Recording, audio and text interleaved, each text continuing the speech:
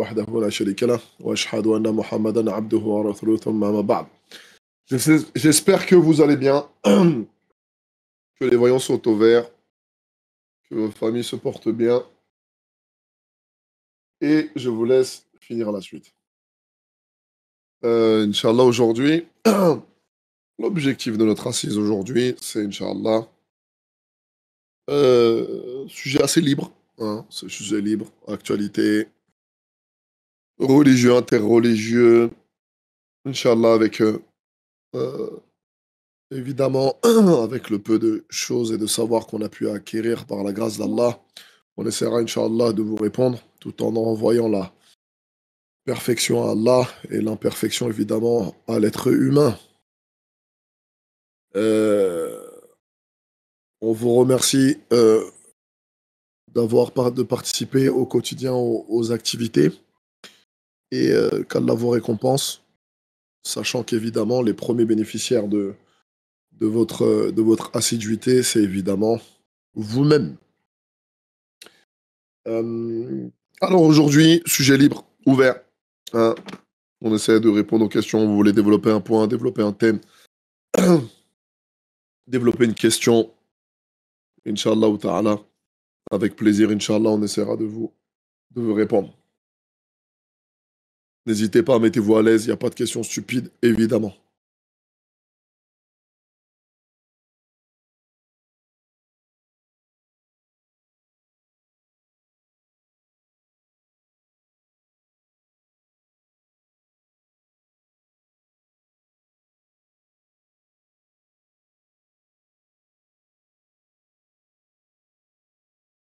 Quel point vous voulez qu'on développe aujourd'hui? Quel questionnement? Quelle interrogation? Salam alaikum wa rahmatullahi wa barakatuh, Titinho.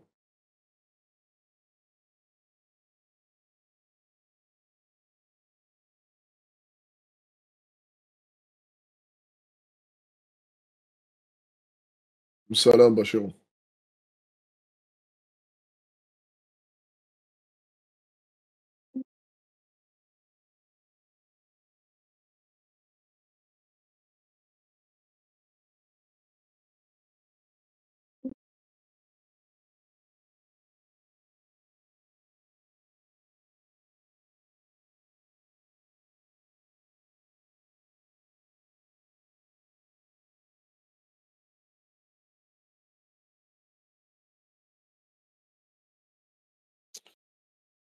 Salam wa rahmatullahi wa barakatuh.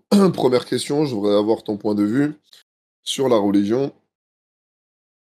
et les quartiers. Pourquoi la religion est délaissée dans les quartiers? Euh, Est-ce que la religion est délaissée dans les quartiers? Je pense pas. Au contraire, je pense que la fierté de la religion, elle est revenue aussi dans les quartiers. C'est ce qui fait peur aujourd'hui à ceux qui ont énormément de préjugés sur l'islam. Je pense pas que le problème, ce soit que la religion soit délaissée. Il s'est passé un moment, ce qui est vrai, c'est qu'il s'est passé un moment où il y a eu il y a eu un climat très tendu et très malsain dans la pratique, dans l'islam, et ça a créé énormément ça a démotivé beaucoup de gens, ça a remis en question d'autres. Il y en a d'autres qui ont abandonné, qui ont préféré délaisser. Donc il y a eu un climat délétère, hein, pendant un moment. Euh, et il en est sorti d'autres courants, des gens qui développent un- une position, on va dire, comment dirais-je, par esprit de contradiction. Parce que, évidemment, on va pas se. Le minhaj des salafs, c'est ce qu'on doit suivre, obligatoirement. Et ça, c'est inhérent au fait d'être musulman. D'accord? Allah Azza wa Jalla dit ils seront véritablement croyants tant qu'ils ne t'auront pas pris comme juge dans leur dispute et ne se seront pas soumis à ta sentence. Ça, c'est inhérent, c'est-à-dire que aux croyants de suivre la sunna et d'aimer le prophète sallam et de, comme Allah Azza wa Jalla dit dans Surat Al-Ahzab, vous avez certes dans le messager d'Allah un excellent exemple à suivre. Donc ça, c'est une base. Il y a d'autres courants qui ont commencé à arriver et ce qui est intéressant, c'est qu'il y en a qui ont pensé que le fait le suivi du prophète sallallahu alayhi wa sallam, il était peut-être conditionné à une prétention. C'est-à-dire que tu dois dire, si tu suis le prophète Mohammed sallallahu alayhi wa sallam, tu dois le dire. C'est-à-dire que c'est plus inhérent à ta religiosité, mais il faut le dire. Et ça a créé un mouvement sectaire et qui a commencé à diviser les gens. Évidemment que le fait d'être musulman et de suivre le suivi du prophète sallam est inhérent à ta religiosité.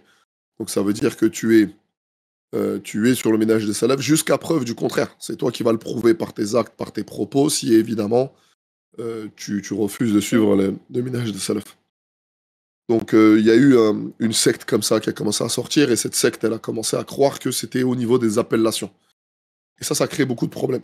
Ça crée beaucoup de problèmes, ça a créé des gens qui ont adopté une posture inverse, mais par pur esprit de contradiction. Ça a poussé certains dans le marginalisme, à adopter des positions marginales. Et c'est vrai que ça a fait beaucoup de mal. Ça a fait beaucoup de mal. Et évidemment, étant donné que la nature a horreur du vide, il y a d'autres mouvements, il y a d'autres courants de pensée, il y a aussi l'amour hub dunya qui ont commencé à rentrer, et beaucoup de choses qu'on a commencé à délaisser. Donc, pour répondre à ta question, est-ce que la religion est délaissée dans les quartiers? Je suis pas certain, non, parce que historiquement,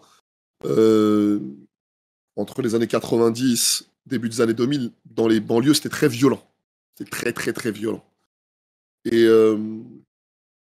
justement, c'est la religion qui est rentrée et qui a assagi les gens.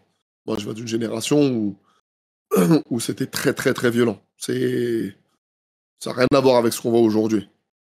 Et, et la religion, elle a assagi, elle a apaisé les tensions, elle a fait que des quartiers ont cessé de se... Ils avaient des conflits historiques qui ont cessé, des gens qui ont commencé à rentrer dans la religion, etc., etc. Ce que ça a créé aussi un problème dans la religion, c'est parce qu'il y a beaucoup de gens qui sont rentrés avec leurs défauts dans le dîn, tu vois. On est rentré dans... C'est ce qui a créé ce qui a favorisé un petit peu ce mouvement sectaire. C'est-à-dire que parfois, on a pris... comment dirais-je, tu sais, l'une des premières choses qu'on entendait à un moment donné, c'était le hadith 73 sectes. C'est-à-dire que tu lui donnais pas l'amour d'Allah, tu lui donnais pas l'amour du prophète Mohammed sallallahu alayhi wa sallam, etc. La première chose qu'il entendait, c'est que dans l'islam, il y a 73 sectes. Et ça, forcément, c'est problématique quand tu arrives avec cette approche. Et il y a des groupuscules, des clans, ça, un petit peu comme dans les banlieues, un petit peu, c'était comme ça. Donc, non, la religion a fait du bien dans les banlieues, a assagi les quartiers. Mais après, il y a eu des choubohet qui sont rentrés, d'autres courants, d'autres idées qui ont fait beaucoup de mal. Qui ont fait beaucoup de mal, et là, je suis d'accord peut-être avec ce point de vue. Comment une personne peut délaisser les péchés ancrés dans son quotidien depuis l'enfance?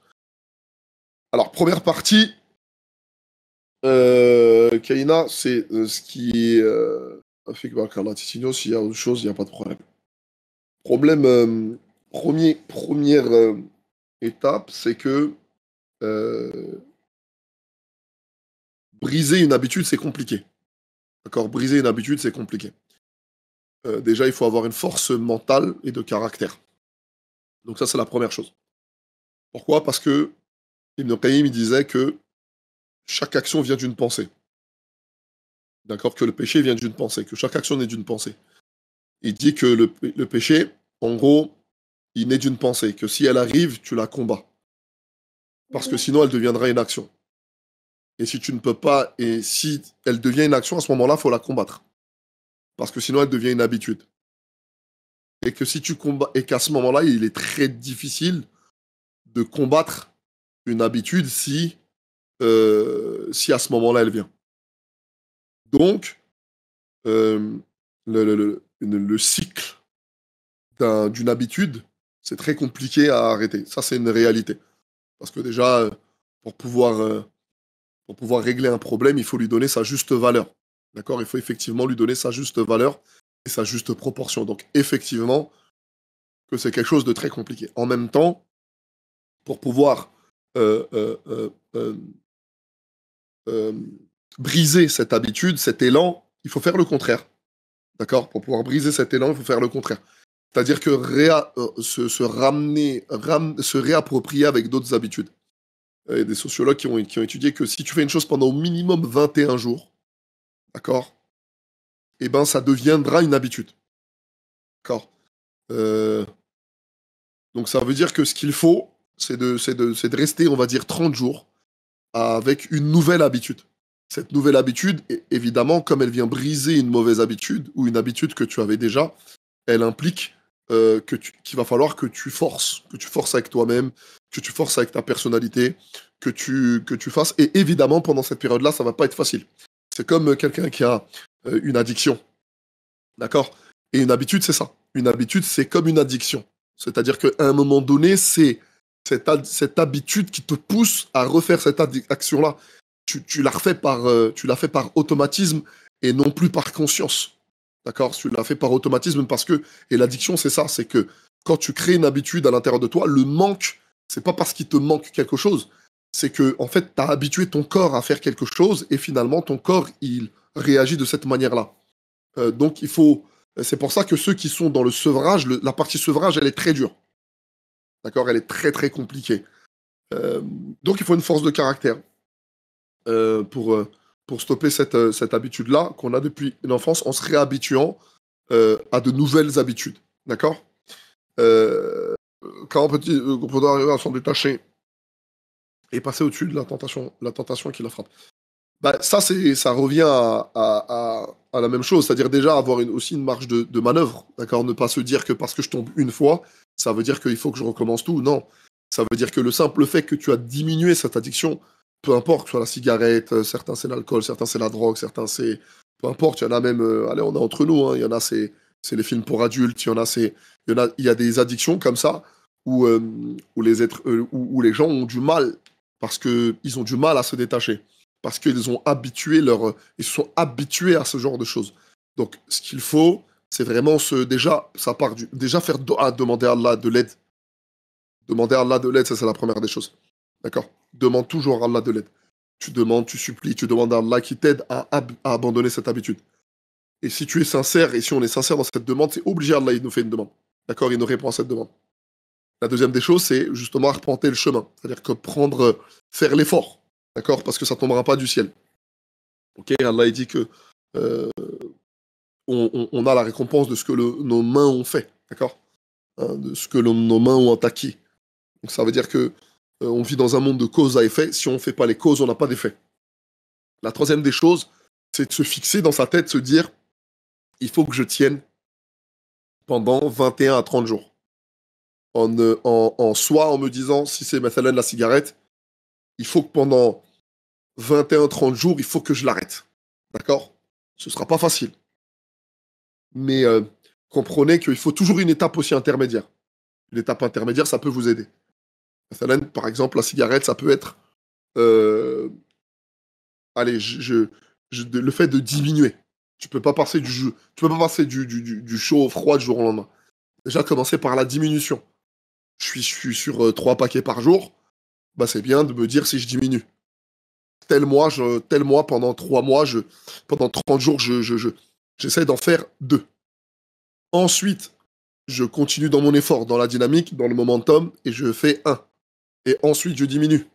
Et ensuite, quitte à passer même Il y a d'autres moyens, il y a des patchs, il y a des trucs. Même moi, il y a des gens, je leur ai conseillé, je leur ai dit, écoute, essaie d'alterner entre la cigarette électronique et la cigarette. Il a diminué, finalement, il a fini par arrêter. D'accord? Donc ça veut dire que essayez les étapes intermédiaires aussi. D'accord? Faites-vous aider aussi. Faites-le, essayez de le faire à plusieurs. D'accord? Quelqu'un qui va vous comprendre, quelqu'un qui va avoir de l'empathie, qui va pas vous juger, évidemment, qui va pouvoir vous aider. D'accord? Il y a plein de méthodes, c'est-à-dire trouver des moyens intermédiaires. Je sais qu'il y a des gens qui fument, par exemple, ils prennent des chewing-gums, des chewing-gums, des sucettes, où ils remplacent par autre chose, par quelque chose qui va être moins addictif. Mais attention, la première addiction, c'est le sucre. On parle de plein de choses, mais le sucre, c'est une grande addiction dans notre société. Mais d'ailleurs, l'esclavage, c'est à cause du sucre. Hein. D'accord? L'esclavage, c'est à cause du sucre. Hein. D'accord? Une grande partie de ça venait de là. Donc, grande addiction, le sucre. Donc, donc il faut se donner cette habitude-là, à demander à Allah de l'aide. Euh, se- se- et faire procéder par étapes. Procéder par étapes, c'est-à-dire je diminue, faire des étapes intermédiaires. Essayez de tenir une vingtaine de jours, 20 à 30 jours. Et à partir de ce moment-là, vous allez vous rendre compte que même si après ça tu tombes, en fait, tu vas ressentir une culpabilité, quelque chose à l'intérieur de toi qui est créé par cette habitude. Parce que cette habitude, c'est elle qui va te guider. Et le plus dur, en fait, ça veut dire quoi? Quand je le dis 21-30 jours, ça paraît simple. Vous allez voir que s'inculquer de nouvelles habitudes pendant 20 à 30 jours, c'est très compliqué. D'accord? C'est pas facile. Mais une fois qu'on a réussi à le faire, on a du mal à retomber dedans. Même si on retombe, on ressent une culpabilité qui fait que on n'a plus au moins cette habitude de le refaire systématiquement et de le refaire avec habitude, en fait. D'accord? Avec régularité. Donc voilà, j'espère avoir pu t'aider en tout cas. Mais la tentation, c'est normal. D'accord? Quand on a une habitude, c'est tout à fait normal. Et là, l'une des clés pour combattre une émotion, c'est de la comprendre. C'est-à-dire, il ne suffit pas de dire cette habitude, elle va disparaître. Non, cette envie de le faire, elle va continuer. D'accord? Pendant ton cheminement. Elle va continuer. Donc ça veut dire, ce qu'il faut que tu fasses, c'est qu'il faut que tu continues. D'accord? Que tu persistes, que tu te fasses aider, que tu remplaces. Fixe-toi des objectifs, mais tiens pendant 21-30 jours. D'accord? Trouve des étapes intermédiaires entre cette habitude et ton objectif. D'accord? Et puis, au final, tu fais un bilan. Au bout de 30 jours, est-ce que j'ai vraiment diminué? D'accord? Et je me stabilise, etc., etc. Inch'Allah, j'espère avoir été complet. Barakallahu fik, Kaina. Alors, ça que tout le monde a les péchés, n'importe quel, c'est de pardonner ce genre on peut se rendre vulnérable. Mais ce genre de pensée, au moment d'une tentation, on peut se rendre vulnérable. C'est optimiste, mais peut-être qu'au moment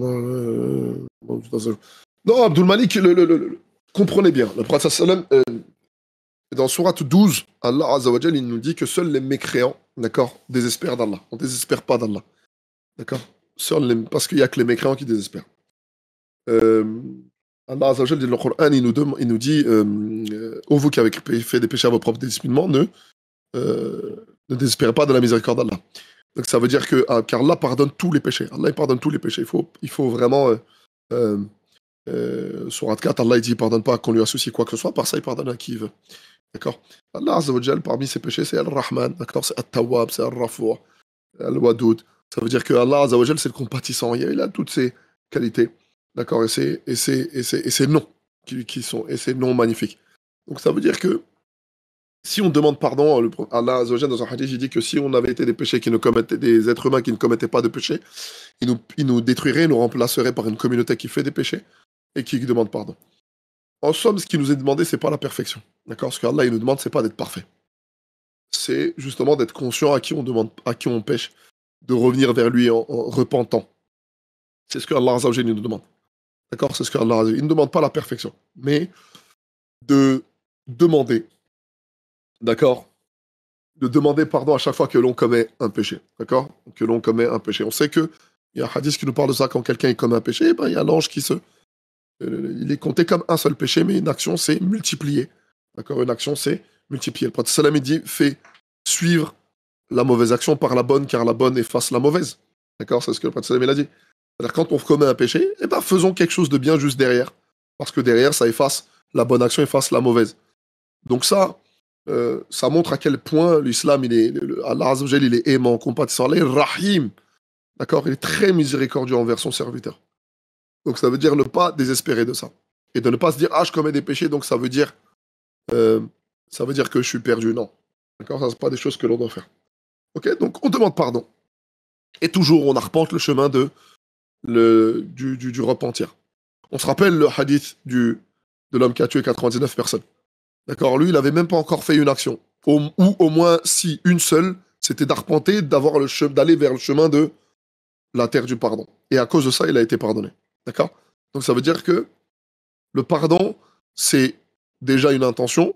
C'est on sait que le pardon, c'est quoi ces trois choses. La première chose, c'est Ednedem, c'est-à-dire que le fait de ne pas d'avoir le regret, le fait de ne pas vouloir retourner vers le péché, et le fait d'arrêter Mubasharatan, évidemment, immédiatement le mal qu'on est en train de faire.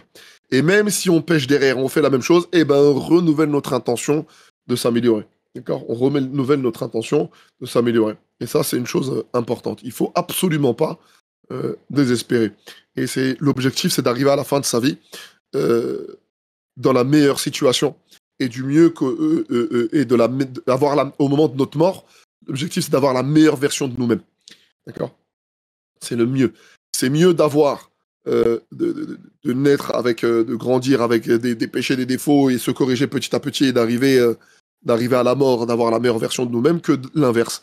C'est-à-dire d'être né dans beaucoup de choses et d'être mort dans situation de mécréance. Donc ça veut dire qu'Allah nous préserve, mais tant qu'on est en vie, Inch'Allah, c'est qu'Allah Azzawajal, il nous accorde une miséricorde et qu'on a la possibilité de demander pardon à Allah à chaque fois. D'accord? Et on a beaucoup de choses à faire. Donc, pour rejoindre ces choses-là, voilà, quand la tentation elle arrive, demander protection auprès d'Allah. Évidemment, c'est ce qui nous est demandé ici, c'est-à-dire demander protection auprès d'Allah contre le mal. Évidemment, le jeûne aussi, ça peut aider. D'accord, le jeûne aussi peut aider. Demain, on est jeudi.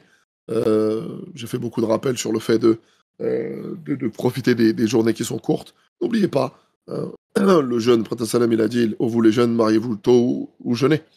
D'accord, on sait que le jeûne, c'est au-delà du jeûne de manger et de boire, c'est aussi le jeûne de voir des mauvaises choses, d'entendre de mauvaises choses, de parler de mauvaises choses, d'aller vers les mauvais endroits, etc. C'est aussi le jeûne des arcanes, des membres. D'accord, ça veut dire que ça aussi, ça aide beaucoup. Demain, c'est un jeudi. Et comme on sait, jeûner le jeudi, c'est la sunna, ça fait partie de sunna. Et les actions, ils montent vers Allah le lundi et le jeudi. On sait aussi que le jeûne, ça efface évidemment, ça efface les fautes. C'est une récompense qu'Allah Azzawajal donne. C'est aussi un éloignement du feu de l'enfer d'une distance de 70 ans de marche. Donc il faut profiter. Profiter de toutes ces choses qui sont mises devant nous, qui peuvent aussi nous aider. Mais la demande de pardon, c'est la chose la plus importante. D'accord? Demander pardon. Je vais dans le commerce. Il y a plein de choses que l'on fait qui peut nous demander, qui peut faire que Allah nous efface beaucoup de péchés. La do'a quand on rentre dans le commerce, par exemple. Hein, l'odo, le fait de faire les ablutions. Hein, tout ça, alhamdoulilah.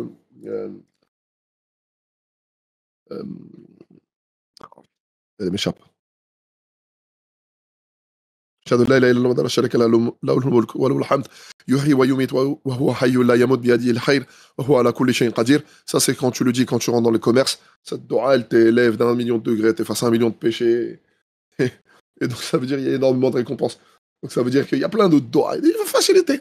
C'est simple. Hein, il y a un commerce. Hein, l'islam, c'est simple et facile. Il faut être stratégique.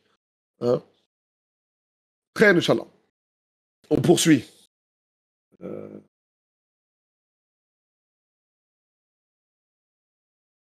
Que faut-il penser au moment d'une tentation, Abdul Malik? Demander la protection auprès d'Allah. Il faut se motiver à faire les bonnes choses et même si on tombe, ne pas perdre espoir. Ça, c'est important. Pourquoi certaines personnes pensent que être heureux, éloigné du Coran? Alors qu'Allah, pourquoi certaines personnes croyantes ne ressentent pas le bonheur? Ah, Mariam, c'est la première partie, elle est très intéressante. Pourquoi certaines personnes pensent être plus heureux éloignés du Coran? Quand tu regardes les premiers versets du Surat At-Taha, Allah Azzawajal dit au prophète sallam qu'au contraire, le Coran, il n'a pas été élevé pour que tu sois triste. Il n'a pas été révélé pour que tu sois triste. Le Coran, il n'a pas été révélé pour ça, pour que les gens soient tristes.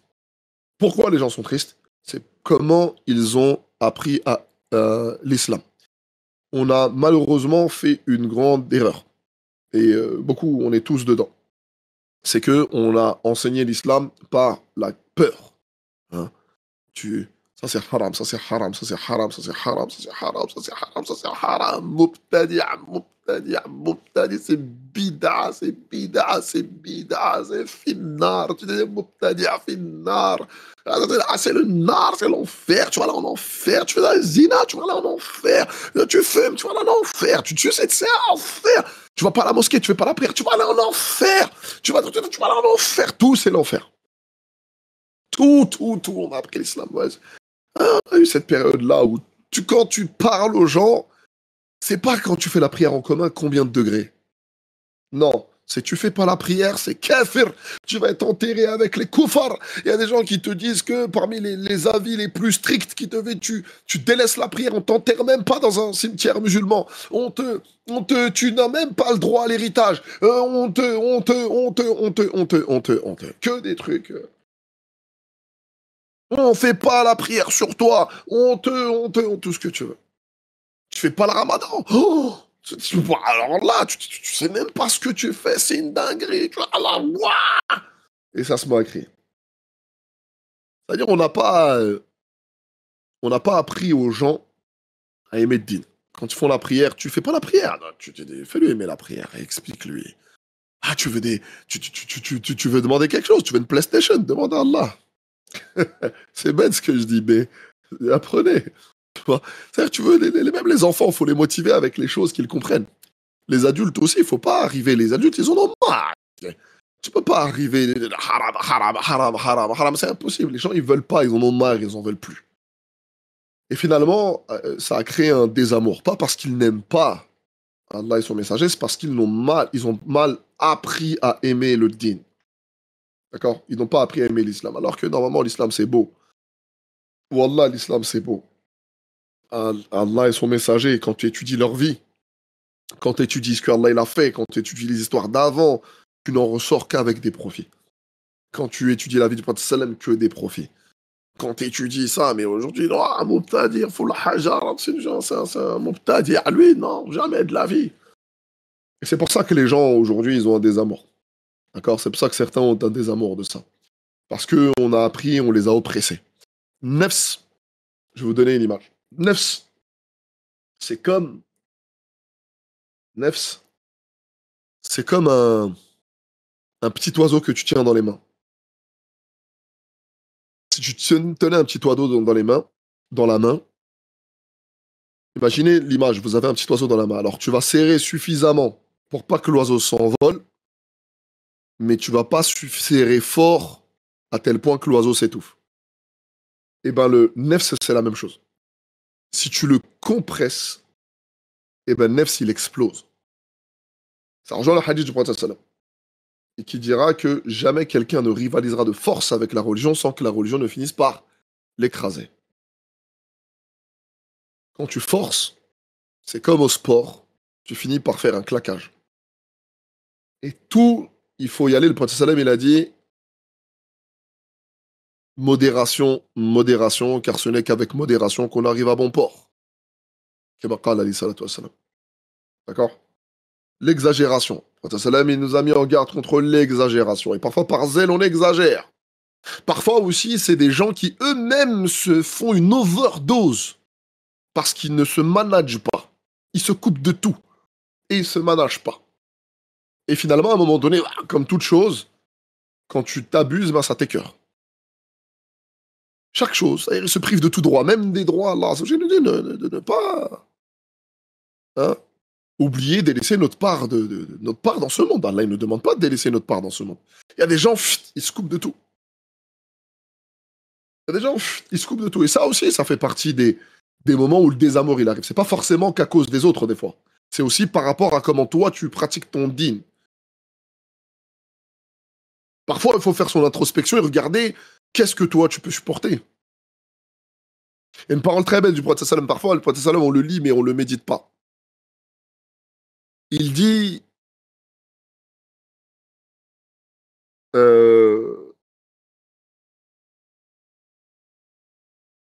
toute ma communauté rentrera au paradis sauf celui qui s'est refusé.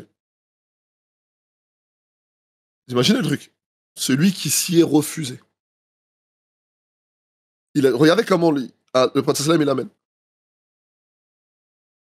C'est-à-dire que si tu ne pratiques pas, c'est toi qui n'as pas voulu. Ah, haram, enfer, non. Il dit, ne vous tenez pas, ne parlez pas des choses sur lesquelles je me suis tué. Vos communautés précédentes, juifs et chrétiens, se sont égarés à cause de leurs nombreuses questions et leur désaccord avec leur prophète. Il a dit ce que je vous ai, écoutez bien ce qu'il dit, interdit, évitez-le. Ce que je vous ai ordonné, qu'est-ce qu'il a dit le prophète sallam? Faites-en ce que vous pouvez.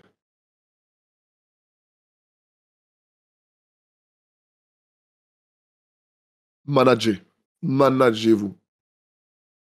C'est très important. Le Coran, il a été révélé jusqu'au premier ciel et il a été dispensé sur 23 ans. Les gens, ils arrivent, ils pensent qu'ils peuvent ingurgiter 23 ans, Ouah, comme ça. Managez-vous. Ça peut aussi, parfois, jouer des tours. Donc, il y a plusieurs facteurs. D'accord? Il y a plusieurs facteurs. Il y a le fait de vraiment d'avoir appris le din avec vraiment la peur, la crainte, la méchanceté, le châtiment. Tu sais, quand on ferme l'œil, on voit que l'enfer. Tu sais, on a du mal à fermer les yeux à voir le paradis. Jamais on n'a jamais, c'est rare. Tu sais, on a du mal, tu sais, au lieu de motiver les gens avec Jannah, etc., le truc, paradis va avoir ça, truc, vie éternelle, truc. Non, non, non, nous c'est l'enfer, la peur d'eux. Alors que quelqu'un qui a trop peur, qu'est-ce qu'il fait? Quelqu'un qui a trop peur, eh ben il fait rien. Il arrête, il perd espoir. Or, nous, on doit toujours être entre les deux, entre la crainte et l'espoir. C'est la position médiane. On doit toujours être entre les deux. C'est-à-dire craindre suffisamment Allah pour pas faire n'importe quoi et avoir l'espoir, et espérer, bien entendu, un jour ça rencontre. On sait que parce que le plus grand des châtiments des gens de l'enfer, vous croyez que c'est quoi?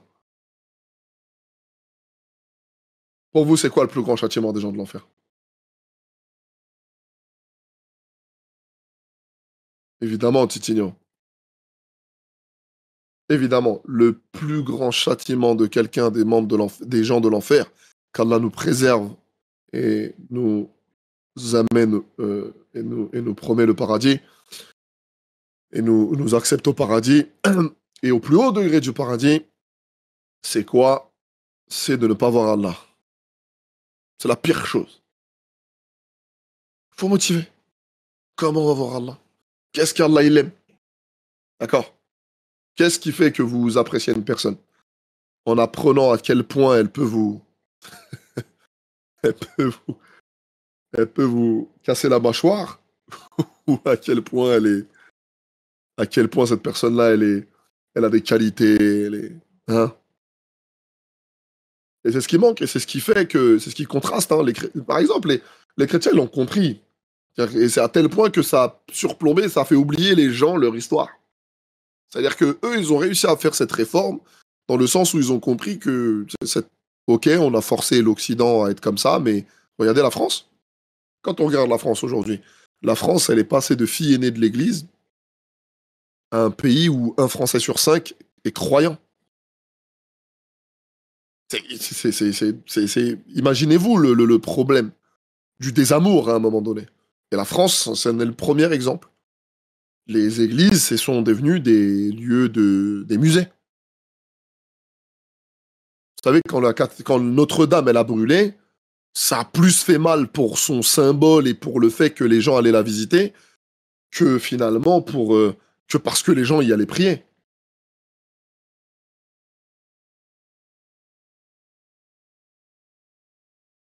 Donc, ça veut dire que il faut faire attention à tout ça, il faut enseigner aux gens, à commencer par les enfants, à quel point l'islam il est beau, à quel point le prophète sallam, la beauté de l'enseignement du prophète sallam, la beauté de la vie du prophète sallam, la beauté de l'enseignement du prophète sallam.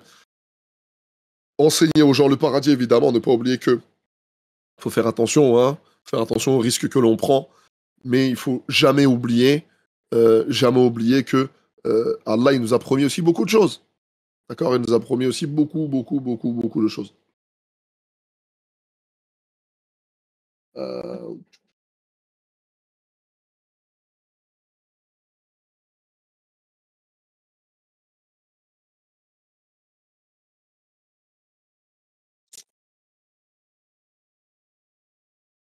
les méfaits, on leur parle, c'est pas l'écran, le port de leur parle de la protection de la vie, c'est une raison pour laquelle oui, bien sûr, il va le désosser.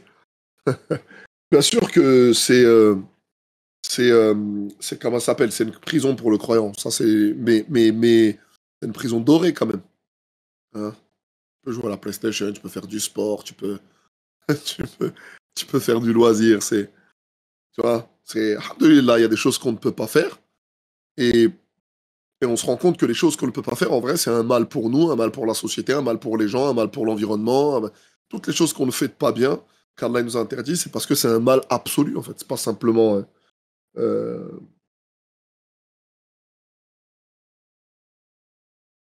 Alors, oui, mais quand tu as une bonne action après la mauvaise, parfois j'ai l'impression d'être hypocrite, bien que la mauvaise... Non, non, non, non, ok, il ne rentre pas, ça ne rentre pas dans cette porte. Le prophète sallam, il a dit, fais suivre la mauvaise par la bonne, car la bonne chasse la mauvaise. C'est le prophète sallallahu alayhi wa sallam qui te l'a dit. Et confiance. D'accord? Il n'y a pas une question d'hypocrisie, évidemment. Tu le fais avec la bonne intention, il n'y a pas d'hypocrisie, Kaina. Tu fais suivre la mauvaise action par la bonne. La bonne chasse la mauvaise.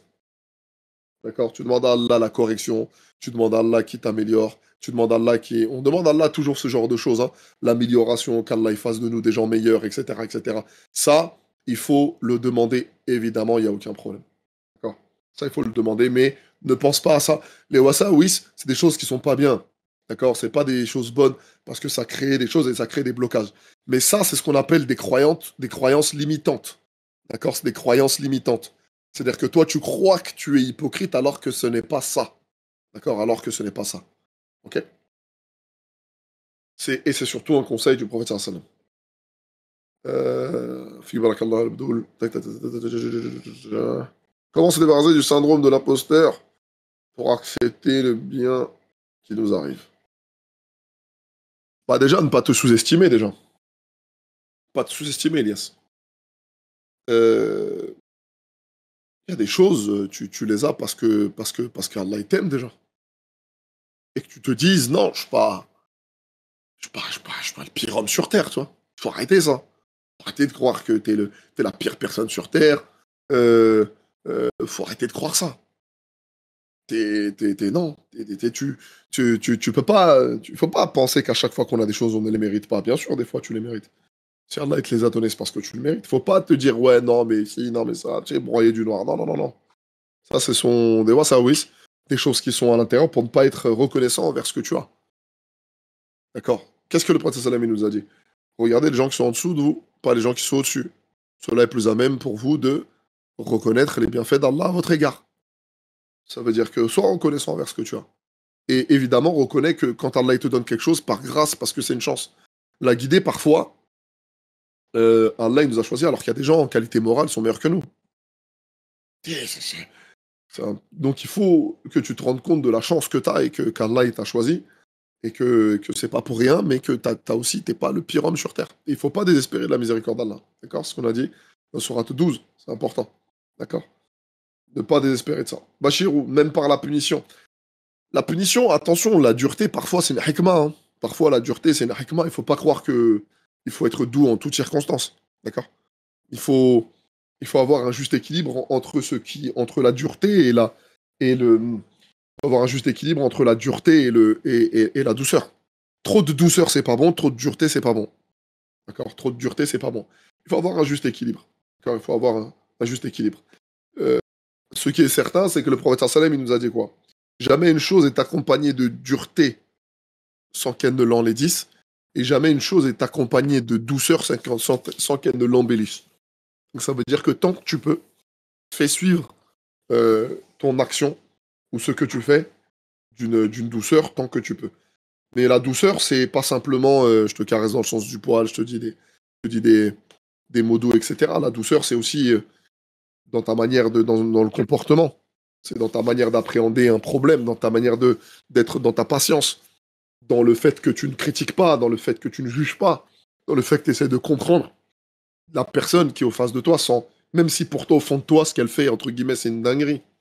Mais, mais au fond de toi, tu te dis, mais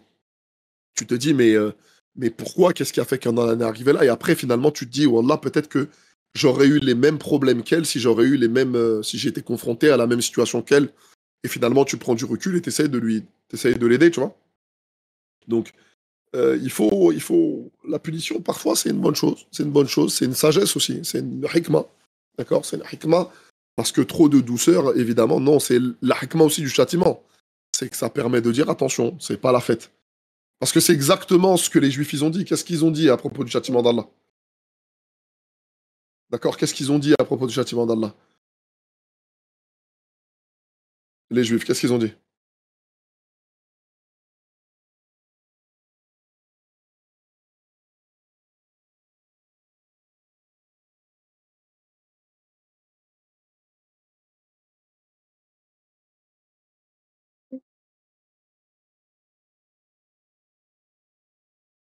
Qu'est-ce qu'ils ont dit? Attention, je vois pas, pardon, parce que je suis un peu plus haut. Ouais, voilà, par exemple. Tu vois, ils ont dit que le châtiment les touchera que peu de temps. C'est-à-dire qu'ils se sont dit, ouais, on est bien, nous, tu vois. Nous, on est bien, ça va. Même si on se fait. Ce serait un peu. Ce serait un peu. D'accord? Non, parce que ça, c'est le problème de, de, de,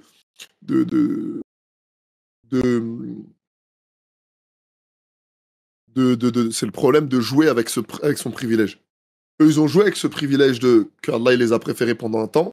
Ils ont tellement joué avec ça qu'ils ont oublié, d'accord, qu'ils en ont oublié qu'ils avaient un devoir, qu'ils avaient des devoirs, d'accord. Ils en ont totalement, et ça, ils l'ont totalement oublié. Ok, ça, ils l'ont totalement oublié. Donc non, le châtiment, c'est quelque chose de douloureux. Le châtiment, il est dur. Le châtiment d'Allah, Azzawajal, bien sûr, il est terrible, il peut être terrible, mais en même temps, il faut mettre en avant, d'accord, il faut mettre en avant à quel point Allah il est doux, à quel point Allah il est miséricordieux, à quel point, etc. Prophète sallam, qu'est-ce qu'il nous a dit? Il nous a dit qu'Allah, Azzawajal, il a 100 miséricordes et il en a descendu qu'une seule. Et cette miséricorde, et il dit, c'est grâce à cette miséricorde qu'on voit l'animal lever la patte lorsque son enfant vient téter pour boire le lait. Et 99 qu'il a gardé auprès de lui le jour de la résurrection. Donc ça veut dire que vous vous imaginez tout l'amour que l'on voit sur terre. Tout l'amour qu'on voit sur terre. Ça, c'est l'effet d'une seule miséricorde d'Allah. Tout l'amour qu'on voit sur terre, c'est juste le simple, c'est le bienfait d'une seule miséricorde d'Allah. Comment Allah il est aimant alors? D'accord? Comment Allah il est aimant du coup? Hein? On ne peut pas se rendre compte.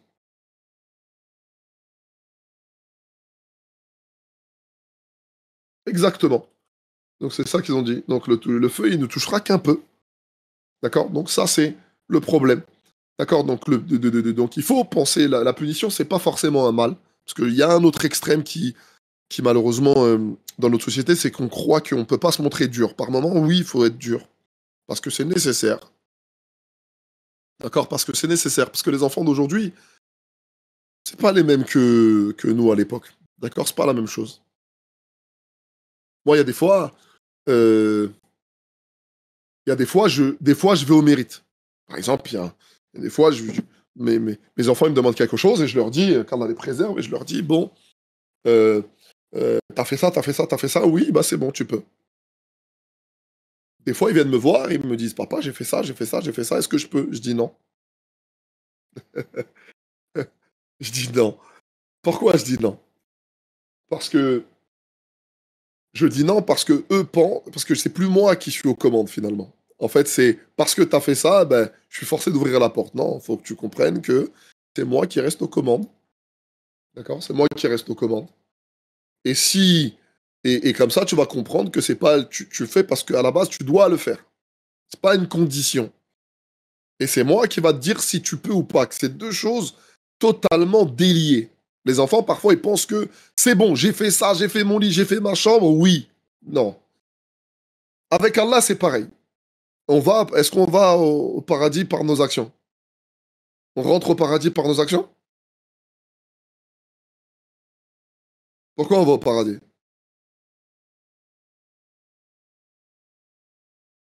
Par la miséricorde d'Allah. Donc c'est la même chose. Donc ça veut dire c'est la miséricorde d'Allah. Et Allah, il nous demande de faire des actions, évidemment. Mais c'est par la miséricorde d'Allah qu'on y entre. Récit qui nous a apporté où un homme, il te dit, ben, il voulait rentrer, il a fait beaucoup d'adoration. Il a dit, mais rentre par mes miséricordes. Il a dit non, par mes actions. Il a dit, ah ouais, il a pris un œil, il l'a posé. Il a rentré toutes ses actions. Et il a vu que l'œil, il l'emportait sur toutes ses actions. Et il a dit, ok, c'est bon, je rentre par la miséricorde. Les bienfaits d'Allah, on ne s'en rend même pas compte. On s'en rend même pas compte.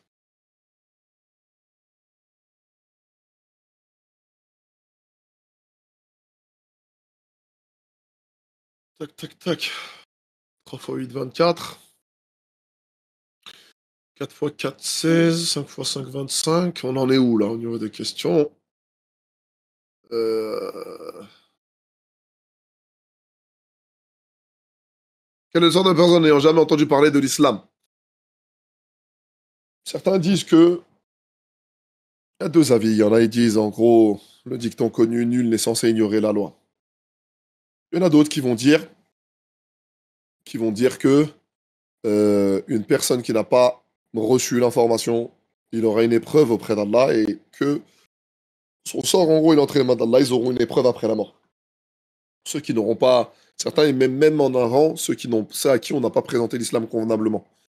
D'accord? Parce que la hujja, c'est une chose, la preuve, c'est une chose, mais il faut que la personne, elle la comprenne. Ou une personne qui a mal, imaginez une personne qui a mal compris l'islam, ou que son islam, c'est que Claire Chazal. Les musulmans, c'est des terroristes. Et en même temps, il y a Shel Goumi à côté qui dit oui, oui, oui, oui, oui. Donc forcément, il y en a, ils disent que tout dépend aussi de celui comment il va recevoir l'islam. D'accord? Que dans le sens où ça doit être un refus en son âme et conscience. Réel, les deux avis existent. C'est-à-dire, est-ce que c'est en son âme et conscience, c'est nul n'est censé ignorer la loi. Donc il aurait dû, il y a les moyens, il sait que l'islam existe, il aurait dû se renseigner, etc., etc. Il y en a qui considèrent que non, que il faut qu'il ait reçu la tarwa et qu'il ait refusé. Hein, qu'il ait refusé, et puis, et au moins qu'on lui ait présenté convenablement l'islam.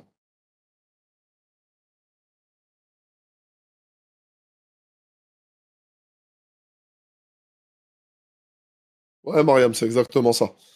C'est malheureusement parce qu'on a appris comme ça. On a appris comme ça et finalement on a retransmis comme ça, etc., etc. Tu vois. Alors qu'il faut apprendre aux gens à aimer, pas à craindre. C'est ce qui fait que les gens, ils vont avoir de l'amour. Nous, on a appris les gens à craindre. C'est la philosophie parce que normalement la pauvreté elle rapproche de Dieu en général.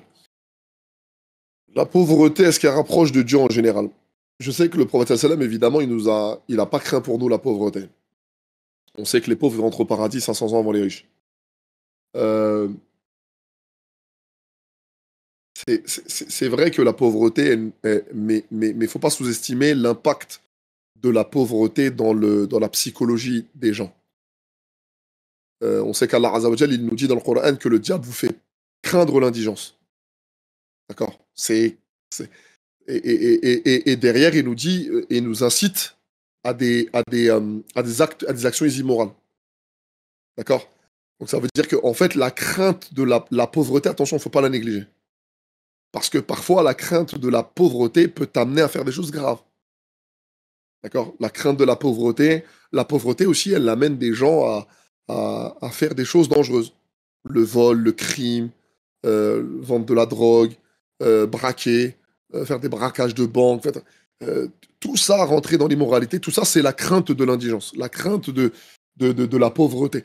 D'accord? C'est vrai que Prophète Salam, il n'a pas craint plus la pauvreté pour nous, mais faites attention, la pauvreté, elle a aussi d'énormes dégâts dans la psychologie des gens. D'accord? Il ne faut pas la sous-estimer, la pauvreté. Elle peut t'amener à faire des choses très immorales. Il y a des femmes qui vendent leur corps parce qu'elles n'ont pas de quoi vivre. D'accord? Il y a même des hommes d'ailleurs, c'est un métier même qui touche les hommes aujourd'hui. Donc ça veut dire, vous imaginez, vous savez qu'aujourd'hui, dans les quartiers, euh, dans mon temps c'était plus la drogue, aujourd'hui il y a beaucoup de proxénétisme. Énormément de proxénétisme dans les quartiers.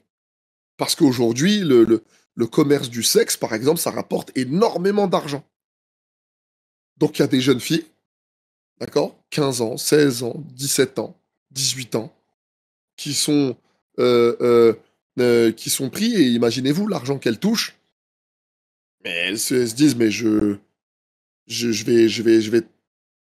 toucherai jamais cet argent en travaillant normalement. D'accord? Donc il n'y a pas que. Il faut faire très attention. Et c'est devenu un fléau aujourd'hui, hein, qui a touché même les quartiers. D'accord? Aujourd'hui, il y a beaucoup, beaucoup de cas comme ça. D'accord? Des jeunes de quartier qui ont de l'argent parce que elles vendent leur corps. Qu'Allah préserve nos sœurs.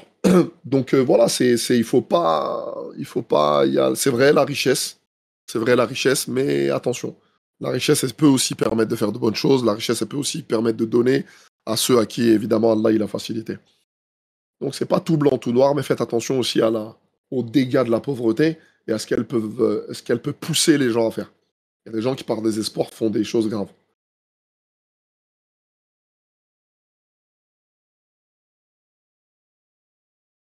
Exactement. Comment faire la différence entre le fait de penser hypocrite et l'être? Déjà, c'est quoi l'hypocrite? Qu'est-ce que l'hypocrite, Kaina, pour toi?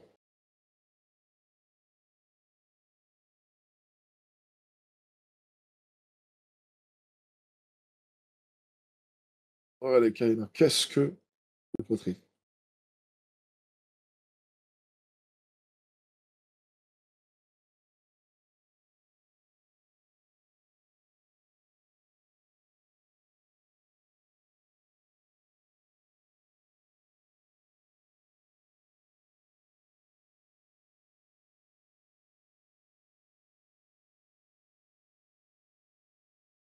C'est le fait d'avoir une apparence religieuse bonne dans son cœur et qui ne l'est pas le cas.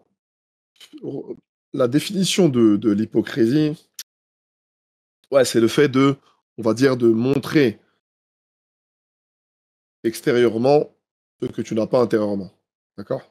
Ça, c'est ça. C'est l'ambivalence entre ce que tu as à l'extérieur. L'hypocrite, c'est quelqu'un qui va cacher. D'accord? Qui va cacher ce qu'il a à l'intérieur. Or, dans le cas de figure de certains, c'est pas le cas. C'est pas une question. C'est juste une faiblesse, une fermeté c'est plus une faiblesse et une fermeté dans le, dans le, comment dirais-je, dans le fait d'attendre, d'accord, dans le fait d'être patient face à l'obéissance d'Allah. D'accord, c'est différent. Il y a des hommes qui sont venus voir le prophète sallam. Il y a un homme qui marchait, il lui dit, il a croisé un autre sahaba, il dit, je suis hypocrite. Il lui dit, pourquoi? Il dit, parce que quand je suis avec le prophète sallam, je me sens bien, tout ça, je me sens fort, et dès que je sors de son ambiance, je deviens faible. Et le sahaba, il lui a dit, Wallah, je ressens la même chose.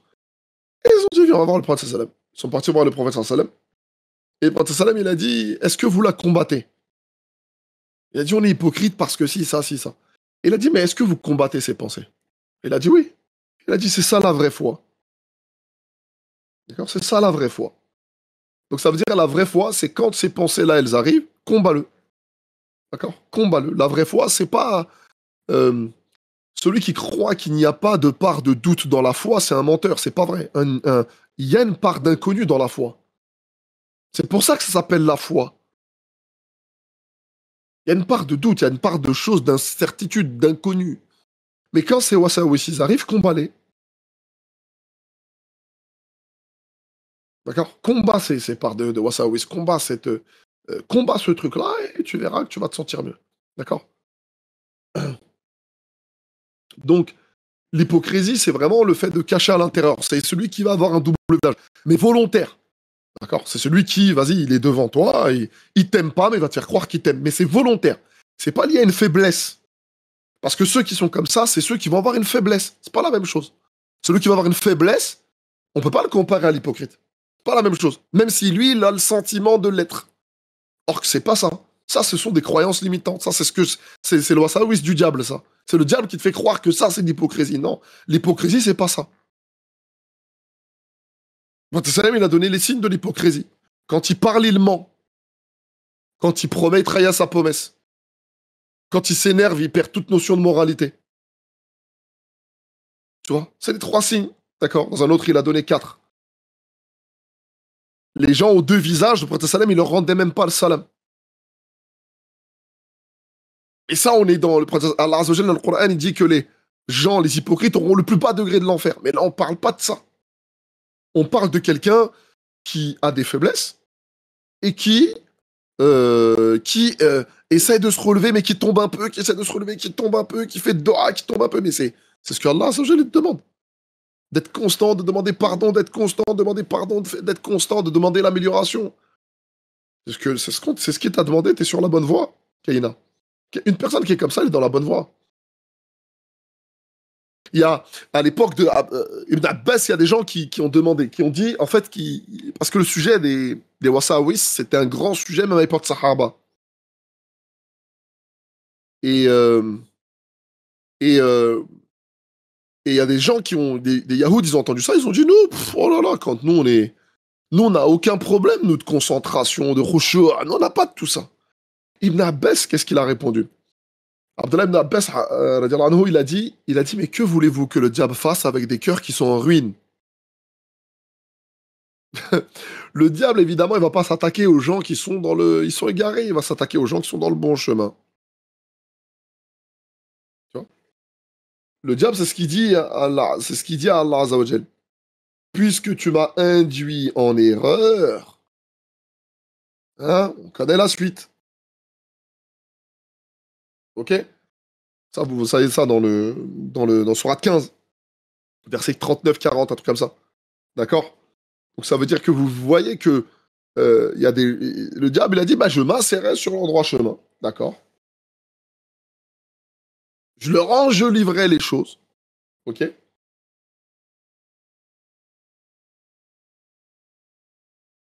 Donc ça veut dire que c'est le diable qui a décidé de ces genres de choses. D'accord? Dans Sourate 7, 17, tu vois euh, et tu vois encore mieux, c'est là où il dit, je m'asserai sur un droit chemin. Je serai devant eux à leur gauche, à leur droite, et pour la majorité d'entre eux, tu les retrouveras pas reconnaissants. D'accord? Ça, c'est dans Sourate 7. Donc ça veut dire que le diable, il a décidé de nous gêner. Le diable, il a décidé de nous importuner. Donc finalement, quand tu tu demandes la protection auprès d'Allah contre le diable, le maudit. Ok? On te demande la protection. Et on avance. D'accord? Mais les Wassawis, c'est l'histoire de toute ta vie. C'est l'histoire de toute une vie. D'accord? C'est l'histoire de chacun. Et moi aussi, je suis touché. Tout le monde est touché. Il n'y a pas un croyant qui n'est pas touché par les waswas. C'est pour ça d'ailleurs, min al-jannati wan nas, parce qu'il y a aussi les hommes qui font des insufflations mauvaises dans le cœur. Ok? Donc il faut garder espoir. Quand personne, elle se pose beaucoup de questions, ouais, on combat cette pensée. Tranquillise-toi. Fais suivre la mauvaise action par la bonne. Et si on n'est pas parfait, c'est ce qu'Allah nous demande. D'accord? On fait suivre tant qu'on n'est pas hypocrite dans le sens je cache, parce que un kuffar, c'est celui qui cache. Kafara, c'est le fait de cacher, le fait de couvrir. C'est le fait Eh ben, c'est un peu ça un hypocrite. Un hypocrite, il va cacher des choses réelles, des choses qu'il a à l'intérieur de lui. Tu vois? C'est pas le cas. On n'est pas dans ça. D'accord? J'espère avoir répondu, Inch'Allah, Karim. Euh...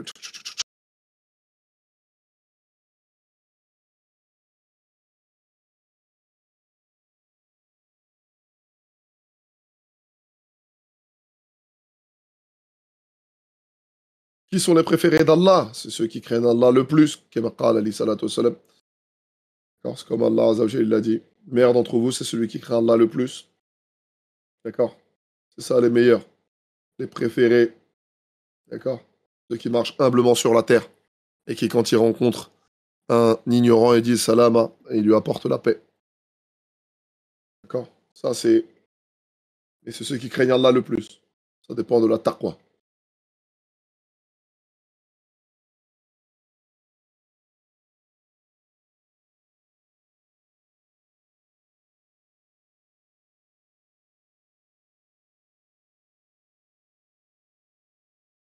Mariam, c'est intéressant ce que tu dis et c'est très vrai. Est-ce que dans les pays pauvres, ils sont plus proches d'Allah? Mais ils sont plus proches d'Allah pourquoi? Est-ce que c'est pas, ils sont plus proches d'Allah parce que ou c'est parce qu'ils n'ont pas le choix? Ou c'est parce qu'ils n'ont pas le choix? Tu vois? C'est quoi l'objectif? Quel est la pauvreté, c'est pas un mal. On sait que, regarde, parmi les musulmans, il y avait Suleiman. D'accord? Suleiman, il avait énormément de richesses et Allah, il lui a donné la royauté et il était, c'était un pieux. Il y en a un autre aussi dans le Coran qui est connu comme ça. Est-ce que vous pouvez me le citer?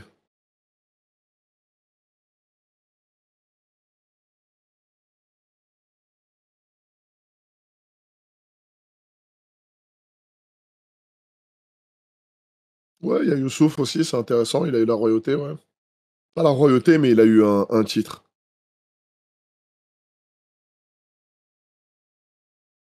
Un roi qui avait un royaume qui touchait l'Orient et l'Occident.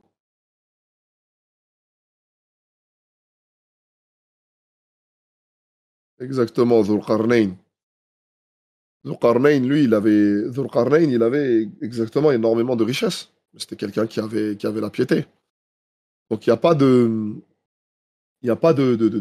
que tu as la taqwa, c'est pas un problème en soi. Et puis, quand le prophète sallam, il a dit, je crains pas pour vous la pauvreté, c'est, derrière, il explique pourquoi.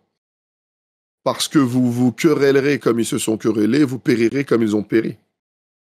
C'est-à-dire que derrière, c'est le combat que les gens vont se faire à cause de cette richesse-là. Et on le voit aujourd'hui en géopolitique. La majorité des combats qu'on voit dans certains pays, c'est à cause de quoi? À cause de l'argent. C'est à cause de l'argent. Les guerres dans le monde, c'est à cause de l'argent. C'est mercantile. C'est purement mercantile. Il n'y a pas d'intérêt. D'accord? À cause des ressources, bien sûr. Tout ça, c'est à cause des ressources. C'est à cause de l'argent. C'est pas que la richesse, c'est en soi un mal. C'est à cause de l'argent que les gens se tuent. Ils vendent des enfants. À cause de la pauvreté. Il y a malheureusement des ventes. Bien sûr, il y a des gens qui vendent des enfants par pauvreté, bien sûr. Il y a beaucoup de gens qui sont adoptés en France parce que, en Europe, parce que les familles qui peuvent pas avoir d'enfants, parce que justement ils n'ont pas de quoi, ils n'ont pas de quoi vivre et ça leur permet d'avoir de l'argent, bien sûr.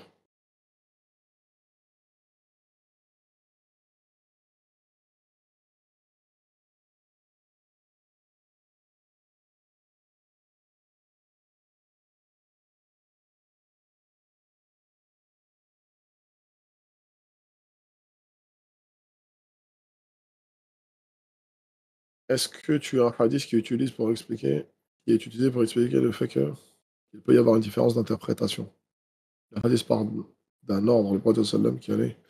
Il semble ça. Le fait de décider. Déjà, alors qu'on a pris un autre groupe, etc. Oui, oui, Ghalib. Oui, oui, ce hadith, il est connu, oui. Ça, c'est à l'époque de.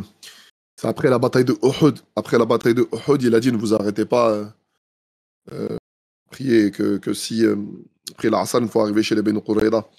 Et il y en a qui ont. Il y a eu une divergence d'interprétation, oui. Divergence.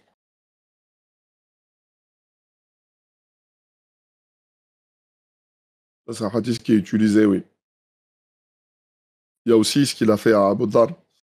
Euh, Quand il lui dit, si tu recherches quelque chose que tu fais, il a dit, j'irai dans le Coran. Si tu trouves pas, dans la Sunna, si tu trouves pas, je ferai un effort d'interprétation. Il le tape dans le dos et il dit, tu es bien guidé. D'accord? Il lui dit, tu es bien guidé. C'est-à-dire qu'il y a un ordre.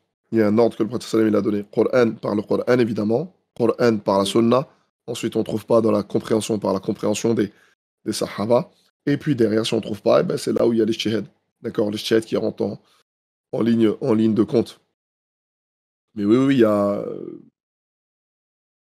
Ce hadith-là, il est connu pour parler de la divergence.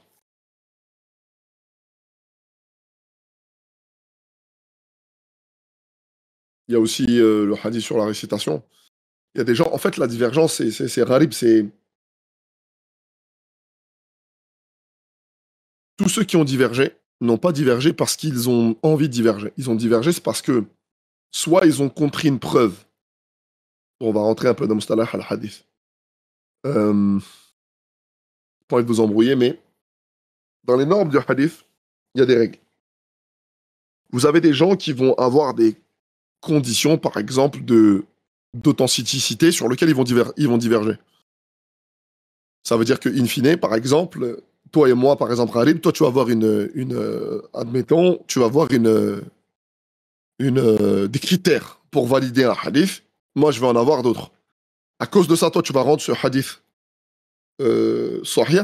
Moi, je vais le rendre daif. Et ben, parce que on a des critères de validation et d'authenticité divergents, et ben, à partir de ce moment-là, on arrive à des conclusions divergentes. Toi, parce que toi, tu le considères sahih, ben, tu vas légiférer dessus. Les fuqaha, ils vont pouvoir dire, bon voilà, le faqih, il va prendre, il va dire, bon voilà, bah, le hadith est authentique, donc ça veut dire que voilà ce qu'il faut qu'on fasse. Mais moi, si je le considère daif, eh ben, je le prends pas comme preuve pour légiférer. Donc ça veut dire que ça existe. Vous avez aussi un problème de critères d'authentification, un critère dans ilm rijal par exemple. Vous avez des gens, par exemple, moi, je vais le considérer fiable, toi, tu vas pas le considérer fiable. Et ben, juste à cause de ça, bah, moi, il va y avoir, toi, pour toi, il va y avoir une corruption dans le hadith, dans la chaîne de transmission. Et moi, pour moi, il va pas y avoir de corruption. Pour moi, c'est un hadith authentique. Parfois, il y a des gens, il y a des savants qui ne considèrent pas les hadiths ahad, par exemple.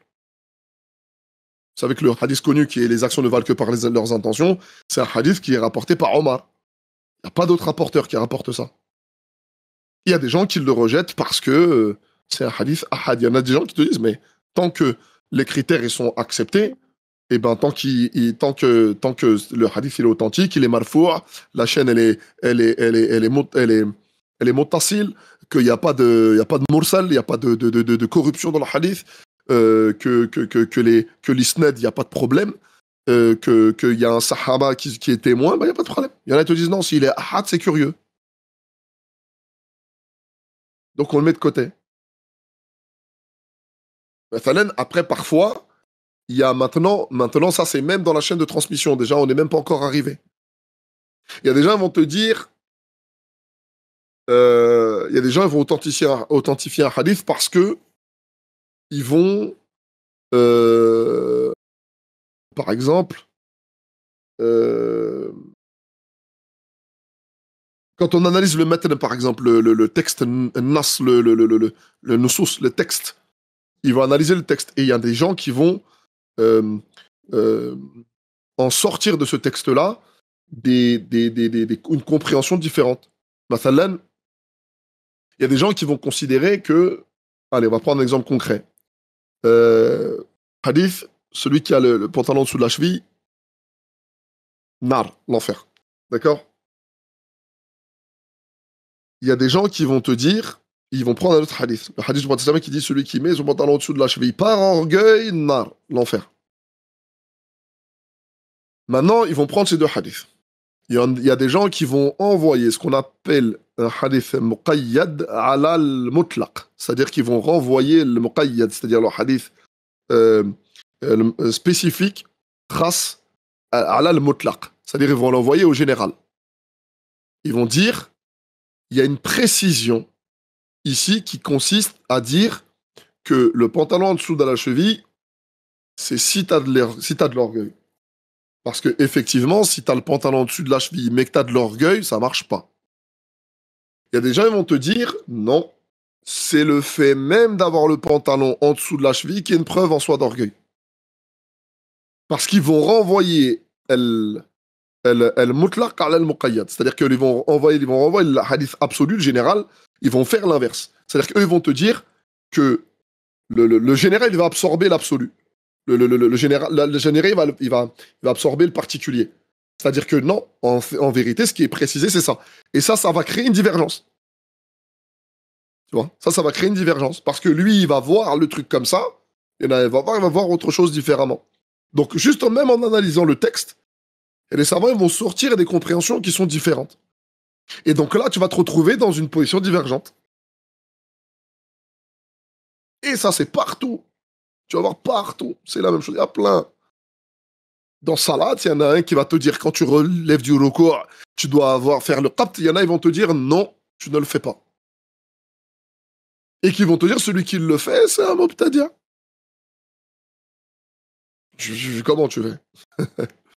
Il y en a, ils vont te dire pareil. Il y a des gens qui vont diverger donc dans la compréhension du texte et dans l'analyse du texte en tant que tel. Un autre texte qui me vient à l'esprit, c'est sur l'enfant, entre guillemets, adultérin. Sam, il a dit, l'enfant, il appartient au propriétaire du lit. Il y en a, ils vont te dire que l'enfant adultérin, il appartient au propriétaire du lit. Ma'na, c'est-à-dire, c'est la femme.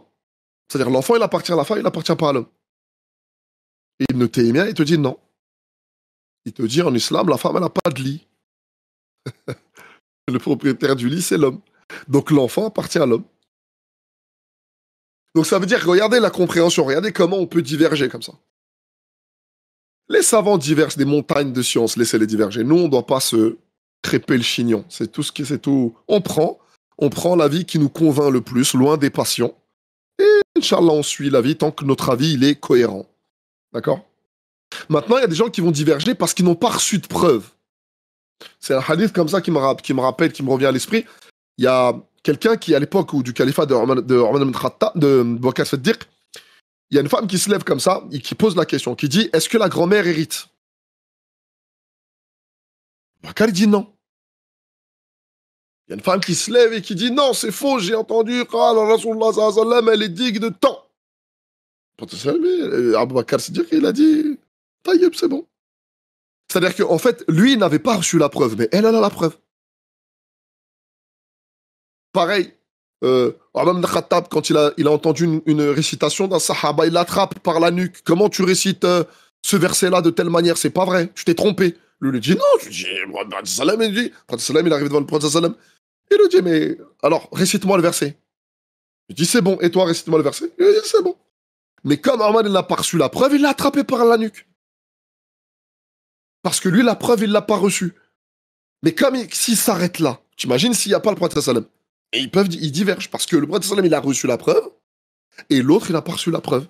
Et donc parfois, des compagnons, ils peuvent diverger et ça crée in fine des filières parce qu'il y en a, ils n'ont pas reçu cette preuve. Et ils ont légiféré qu'en fonction des preuves qu'ils ont reçues. Khair, ça peut être très long, Jetmir, mais en tout cas, il y a plein de raisons qui peuvent... Ralib, pardon, ça peut être plein de raisons qui peuvent pousser les gens à, euh, à diverger. D'accord? Il y a plein de raisons. Plein de raisons. J'espère en tout cas avoir été très sommaire, mais que t'aies pu comprendre. T'aies pu réussir à comprendre. Mais, mais bien sûr, c'est peu que les gens divergent, bien sûr. Comme ça, dans le cas de...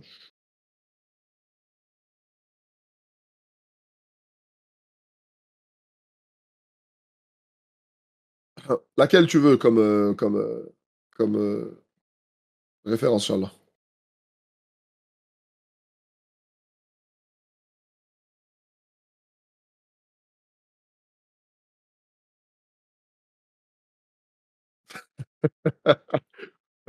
Ouah, toutes ces routes-là. Il y a un livre intéressant de Cheikh Ibn Taymiyyah qui veut dire qu'il a écrit un livre sur ça qui s'appelle Pourquoi les savants divergent. Tu peux rentrer dedans et tu vas te rendre compte. Le livre, il est très intéressant de Cheikh Ibn Taymiyyah, Cheikh el-Islam Ibn Taymiyyah.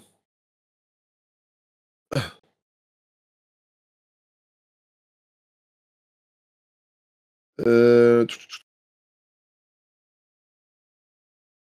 Amin Ghalib. C'est pour ça que Cheikh Ibn a rendu des hadiths da'if, des hadiths muslims Ghalib, parce qu'il y avait les mêmes critères que. Il n'y avait pas les mêmes critères que. Bien sûr, Ghalib. En fait, il y a pas simplement, mais ils ont aussi fait des erreurs, tu vois. Ils ont aussi fait des erreurs, il n'y a pas de problème. Ils ont des critères aussi différents. Il y a parfois il y a des trucs qu'ils ont considérés comme, comme des erreurs. Donc ils les ont corrigés. Après, dans l'absolu, les gens qui ont voulu diverger n'ont pas voulu diverger dans l'absolu. C'est parce qu'eux, ils avaient une preuve, ils ont légiféré avec des preuves. L'une des grandes idées reçues sur Abu Hanifa, c'est de croire qu'il a préféré le khiyas sur le texte. C'est une grande épreuve. Et c'est une grande calomnie sur l'imam Abu Hanifa. C'est une très grande calomnie. Ceux qui pensent que euh, euh, qu'Abu Hanifa, lui, il a préféré El-Qiyas sur les textes. Non, parce que lui, à son époque, il y avait énormément de fables qui circulaient et il ne faisait absolument plus confiance aux textes, à certaines sources qui étaient rapportées. Donc, il a privilégié le Qiyas dans le but de préserver Allah et son messager. C'est pas, il a vu le texte, il a préféré le Qiyas. Il y a des gens qui mentent sur Abu Hanifa, a'udhu billah.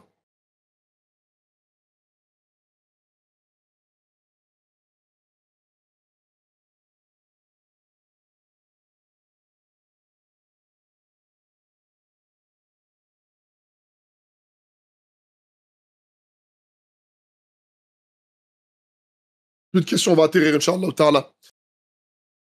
Comme il dit chez nous, il est minimi. Il est minimi.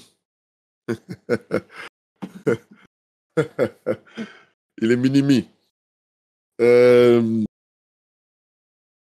Qu'Allah vous récompense, Inch'Allah, à toutes et tous, barakallahu fik, d'avoir assisté à cet échange, Inch'Allah, ta'ala, qu'Allah vous récompense, vous, vos proches, qu'Allah nous accepte, nous fasse comprendre sa religion, nous pardonne nos péchés, passés, présents, futurs, petits, grands, volontaires. Écoute bien, Kaina, volontaires et involontaires. qu'Allah nous pardonne, Inch'Allah, qu'Allah nous corrige, d'accord, qu'Allah nous corrige, et nous améliore, c'est ce qui nous est demandé, Inch'Allah ta'ala. Vérifiez, évidemment, n'inventez pas les choses. Euh, et qu'Allah vous préserve, qu'Allah vous pardonne, qu'Allah nous pardonne toutes et tous, qu'Allah nous fasse comprendre cette religion, cette noble religion, qu'Allah nous fasse aimer Din, qu'Allah nous fasse aimer Din, d'accord, et au contraire ne nous le fasse pas détester, d'accord, qu'Allah nous protège de la ruse du diable, qu'Allah nous protège de la ruse du diable, qu'Allah nous maintienne guidés jusqu'à notre mort, jusqu'à notre mort. Allahumma amin. سبحانك اللهم وبحمدك أشهد أن لا إله إلا أنت أستغفرك وأتوب إليك سبحان ربك رب العزة عما يصفون وسلام على المرسلين الحمد لله رب العالمين. Inch'Allah, on se voit nous vendredi, Inch'Allah ta'ala, pour un personnage. On se voit samedi pour une actualité, Inch'Allah ta'ala. Une actualité en Afrique. Hein? L'actualité en Afrique. On va continuer, Inch'Allah ta'ala. À très bientôt. Prenez soin de vous et de vos proches. Restez stable en toutes circonstances. Tawfiq barakallah. À ton service, Kaina. À ton service, à ton service. À bientôt, Inch'Allah. Subhanallah. Salam alaikum wa rahmatullahi wa barakatuh.